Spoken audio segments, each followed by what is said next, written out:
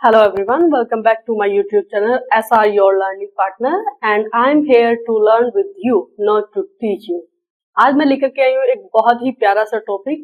जिस तरह आपने मे पढ़ा था उसी तरीके से एक माइट भी मॉडल वर्ब होती है जो बहुत ही प्यारी मॉडल वर्ब होती है। जब आप कभी किसी को ये बताना चाहें कि इसमें चांसेस थोड़े कम है किसी काम को होने के, यानी गैस आपका थोड़ा सा कम होता है कि भाई ऐसा हो भी सकता है और आप पूरे श्योर ना हो, तो उसके लिए हम यूज करते हैं माइट। जैसे माइट जो यूज होता है वो प्रेजेंट और फ्यूचर के लिए यूज होता है, वीक पॉसिबिलिटी होती है। इसमें अगर आपको 20 या 25% ऐसा लगे कि ऐसा हो सकता है, जैसे 25% आपको लग रहा है कि बारिश हो सकती है, तो आप माइट यूज करेंगे। लेकिन अगर आपको लगे कि नहीं 100% बारिश हो सकती है, तो ये उसके लिए फिर आप मे यूज करेंगे। देखिए, कभी भी जब आप गेस करते हैं ना, तो उसके लिए कहीं ना कहीं आपके थॉट प्रोसेस काम कर रहे होते हैं उसके पीछे, तब जाके आप उसके लिए मे और माइट का यूज करेंगे। जैसे मान लीजिए कि आसमान में काले बादल छाए हुए हैं और बिल्कुल धूप नहीं निकल रही है और हर तरफ अंधेरा सा भी हुआ है, तो आप क्या कहेंगे कि आज बारिश हो सकती है। तो लेकिन उसमें पॉसिबिलिटी ना ज्यादा है, कम से कम 90 पॉसिबिलिटी है कि बारिश हो सकती है, क्योंकि आपको पूरा ऐसा माहौल क्रिएट हुआ है कि आपको लग रहा है कि बारिश हो सकती है, जिसके लिए आप यूज करेंगे it may be rain today, कि आज बारिश हो सकती है। लेकिन अगर ऐसा हो कि बादल छाए हुए हैं, धूप भी नहीं निकल रही है, लेकिन बादल बहुत काले नहीं है, वो थोड़े से हल्के से व्हाइट से हैं, तो उसमें पॉसिबिलिटी कितनी है कि 25% या 30% या 40% आपको ऐसा लग रहा है कि आज बारिश हो सकती है, तो आप इसके लिए यूज करेंगे it might be rain today, कि आज बारिश हो सकती है। तो माइट और मे का यूज है तो सेम ही कि पॉसिबिलिटी बता रहे हैं, लेकिन माइट वीक होता है थोड़ा पॉसिबिलिटी के लिए और मे थोड़ा ज्यादा होता है। तो आपको ये बात हमेशा सेंटेंस ये और प्रैक्टिस से समझ में आएगी कि कहां पर आपको मे लगाना है, कहां पर आपको माइट लगाना है। आइए देखते हैं इसके सेंटेंसेस। अफर्मेटिव का रूल होता है सबसे पहले सब्जेक्ट, माइट वर्ब की फर्स्ट फॉर्म, ऑब्जेक्ट। इस रूल को आइए सेंटेंस पे अप्लाई करते हैं। शायद मैं बाद में बाहर जाऊं। देखिए, इसमें शायद आया हुआ है, ठीक है।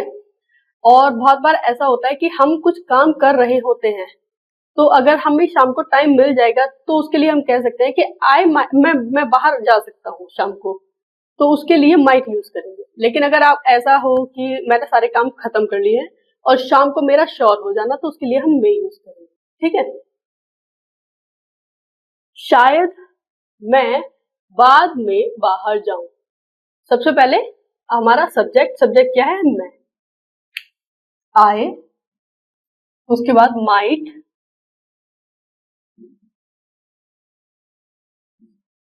वर्ब की फर्स्ट फॉर्म। वर्ब क्या है, जो काम हो रहा होता है। क्या काम हो रहा है, बाहर जाने का काम होता है, तो बाहर जाने को क्या बोलते हैं, गो आउट। बाद में फिर क्या है, ऑब्जेक्ट। जो बाकी बचा हुआ होता है वो होता है ऑब्जेक्ट आपका, या फिर जो काम हो रहा होता है।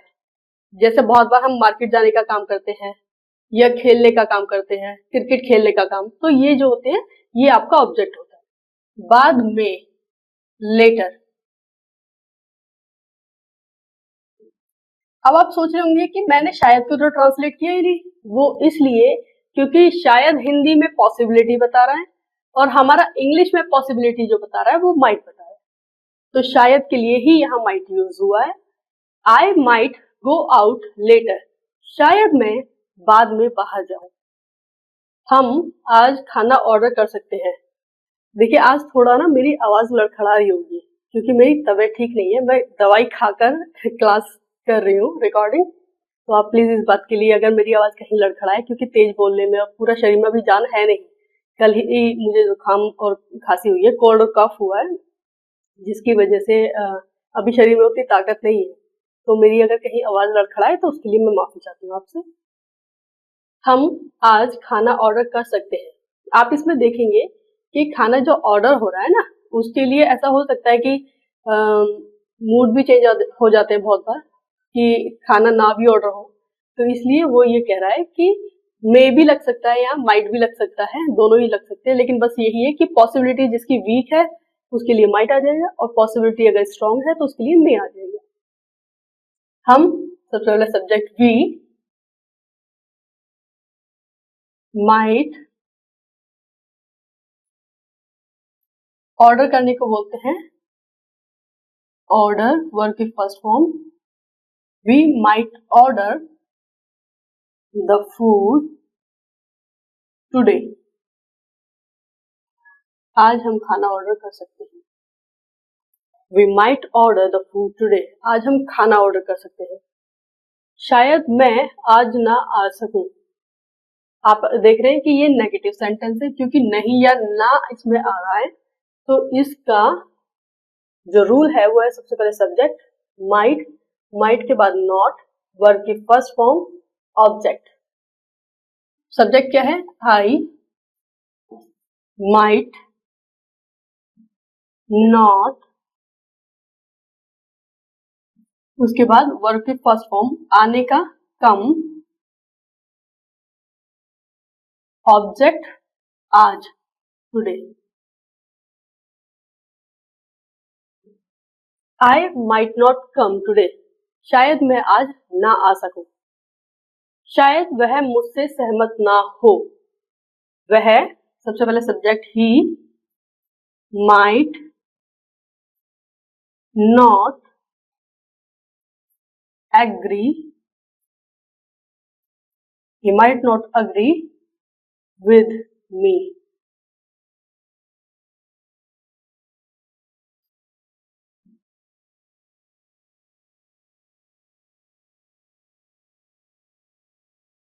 He might not agree with me. शायद वो मुझसे सहमत ना हो। क्या मैं आ सकता हूँ? क्या मैं आ सकता हूँ? आप ये देख रहे हैं इंटेरोगेटिव सेंटेंस है और इंटेरोगेटिव पे क्या होता है, सबसे पहले हेल्पिंग वर्ब पहले आ जाती है, उसके बाद सब्जेक्ट, उसके बाद नॉट, वर्ब की फर्स्ट फॉर्म, ऑब्जेक्ट और क्वेश्चन मार्क। इस रूल को हम इस सेंटेंस पे अप्लाई करते हैं। माइट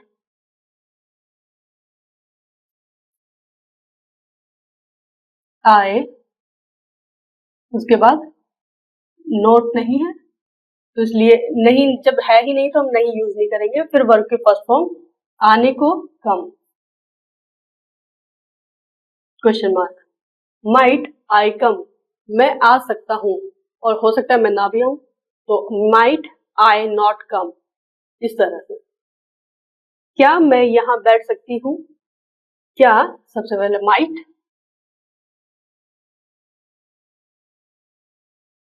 आए, बैठने को सिट और यहाँ here. Might I sit here, क्या मैं यहाँ बैठ सकती हूँ? वह उदास क्यों हो सकती है? बहुत बार ऐसा होता है कि हम कुछ इस तरह की एक्टिविटी कर देते हैं कि हमारा दोस्त या हमारी दोस्त हमसे नाराज हो जाती है और हमें पता भी नहीं होता कि वो हमसे नाराज है। तो जब वो हमारा कॉल पिक नहीं करती है या नहीं करता है तो हम क्या करते हैं कि हम ये करते हैं कि किस थर्ड पर्सन से हमें पता चले, या फिर हम ऐसा गेस भी करते हैं कि वो मुझसे नाराज तो नहीं है। तो उसके लिए ये सेंटेंस हो सकता है कि वह उदास क्यों हो सकती है। वाई क्वेश्चन वर्ड है आपका, सबसे पहले आ जाएगा। इसका रूल क्या है? सबसे पहले क्वेश्चन वर्ड यानी WH वाले, फिर माइट सब्जेक्ट, नॉट वर्ब की फर्स्ट फॉर्म, ऑब्जेक्ट और क्वेश्चन मार्क। वाई सबसे पहले आ जाएगा। माइट ही, उदास होने को क्या बोलते हैं? अपसेट। ऑब्जेक्ट इसमें है नहीं, सीधा क्वेश्चन मार्क। वाई माइट ही अपसेट, वह उदास क्यों हो सकती है? शी, वह उदास क्यों हो सकती है? वे कब तक पहुंचेंगे? कब तक? when might they arrive? when might they arrive, वे कब तक पहुंचेंगे? ये आपका माइट हो चुका है। इसके रूल्स मैंने आपको बता दिए हैं, सेंटेंस भी करा दिए हैं। इन सभी सेंटेंस को आपको 10 टाइम्स रिपीट करना है। मैं YouTube पर रील्स भी प्रोवाइड कर रही हूँ ताकि आपको प्रैक्टिस के लिए सेंटेंसेस मिलते रहें हर एक के हिसाब से, प्रेजेंट इंडेफिनिट, पास्ट इंडेफिनिट, तो आप उन्हें जाकर जरूर चेकआउट कीजिए। आइए अब हम देखते हैं माइट हैव। देखिए, जो माइट आपने यूज किया है वो माइट किया था प्रेजेंट और फ्यूचर के लिए। जो माइट हैव है वो आप यूज करते हैं पास्ट के लिए, यानी पास्ट में क्या पॉसिबिलिटी हुई उसके लिए हम यूज करते हैं might have. Might have past weak possibility. देखिए, पॉसिबिलिटी वही रहेगी, वीक रहेगी, लेकिन रहेगी पास्ट के लिए। ठीक है, इसका जो स्ट्रक्चर होता है, सेंटेंस का रूल होते हैं वो ये होते हैं। ठीक है, ये है अफर्मेटिव का रूल आपका, जो है सबसे पहले सब्जेक्ट, माइट हैव वर्ब की फर्स्ट फॉर्म ऑब्जेक्ट। अफर्मेटिव का रूल, अफर्मेटिव सेंटेंस, शायद उनसे तुम्हारी कॉल मिस हुई हो। ऐसा होता है कि हम लोग बिजी होते हैं, कहीं पता नहीं होता है कि जैसे मैं बहुत बार बिजी होती हूँ तो मुझे कुछ सुनाई नहीं देता है, क्योंकि फोकस सिर्फ उसी चीज पर रहता है। तो मेरे से किसी की कॉल या मिस हो जाए, कॉल या मैसेज मिस हो जाए, तो उसके लिए मैं ये सेंटेंस यूज कर सकती हूँ, शायद उससे तुम्हारी कॉल मिस हुई हो। उससे यानी सबसे पहले आपका सब्जेक्ट ही might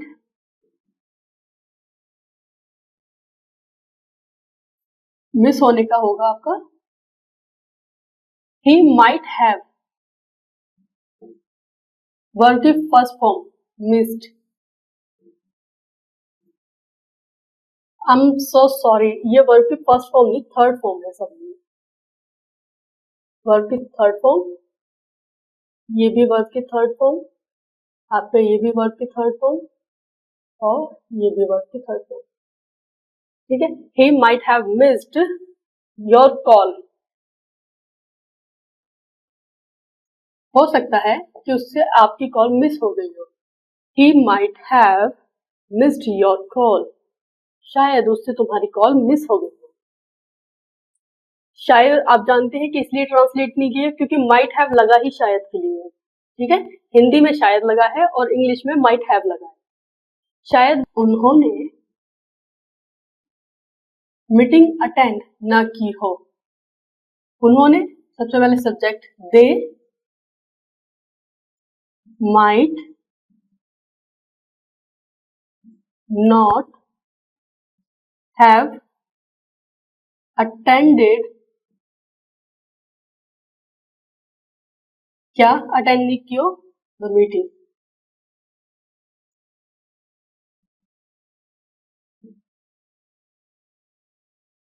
they might not have attended the meeting, शायद उन्होंने मीटिंग अटेंड न की हो। शायद रात में बारिश नहीं हुई हो। रात में बारिश नहीं हुई हो, देखिए क्योंकि यहाँ पर सब्जेक्ट क्लियर नहीं है, उसके लिए आप यूज करेंगे इट। ठीक है, फिर माइट, इसका रूल क्या होता है नेगेटिव का? अच्छा, हमने ये भी नेगेटिव सेंटेंस किया है, और इसका रूल क्या होता है नेगेटिव का? सबसे पहले सब्जेक्ट, माइट हैव के बीच में not, subject might not have, verb की थर्ड फॉर्म ऑब्जेक्ट। शायद रात में बारिश नहीं हुई हो, सबसे पहले सब्जेक्ट इट, फिर might not have, might not have, बारिश होने को क्या बोलते हैं? रेन, और थर्ड फॉर्म रेन, कब? At night, at night. शायद रात में बारिश ना हुई हो, शायद उसने आपके मैसेज ना देखे हो।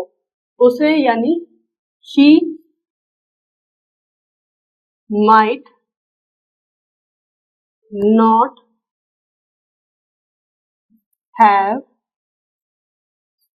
देखने को क्या बोलते हैं? Scene,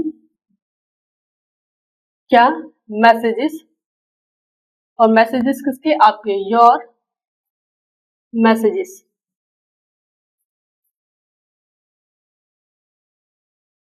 she might not have seen your messages, हो सकता है कि उसने आपके मैसेजेस ना देखे हो, या शायद उसने आपके मैसेजेस ना देखे हो।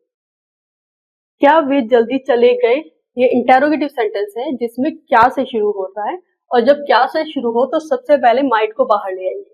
उसके बाद आपका सब्जेक्ट, अगर आपके सेंटेंस में नहीं है तो नॉट, और अगर नॉट नहीं है तो सीधा हैव, वर्ब की थर्ड फॉर्म, ऑब्जेक्ट और क्वेश्चन मार्क। क्या वे जल्दी चले गए? सबसे पहले माइट बाहर, माइट दे हैव, उसके बाद वर्ब की थर्ड फॉर्म, वर्ब की थर्ड फॉर्म में क्या है? जाने को गो, और थर्ड फॉर्म गोन, जल्दी के लिए early. Might they have gone early, question mark, शायद वे जल्दी चले गए हों। वह कहाँ गया था? कहाँ जाने के लिए होगी वेयर। ये क्वेश्चन वर्ड सेंटेंस है जिसमें सबसे पहले question word, might, subject, not, have, verb की third form, object, question mark. Where might he have, जाने की होगी gone, question mark.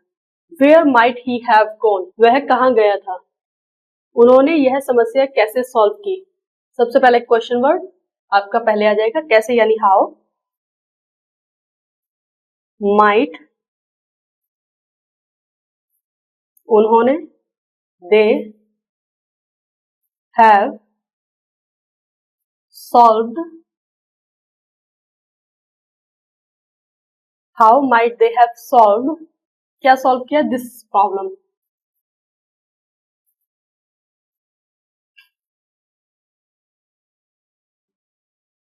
How might they have solved this problem, question mark. ये आपका माइट हो गया, माइट हैव हो गया। देखिए आपको करना ये है कि इनके रूल्स को बहुत अच्छे से याद करना है, सभी सेंटेंसेस की प्रैक्टिस करनी है, उन्हें 10 टाइम्स रिपीट करना है। आपको जहां भी मौका मिले इन सभी सेंटेंसेस को यूज कीजिए, इन्हें बहुत अच्छे से याद कीजिए। अगर आपको ये वीडियो पसंद आया तो लाइक, शेयर एंड सब्सक्राइब करें ताकि आपको मेरी आने वाली वीडियोस के नोटिफिकेशंस मिलते रहे।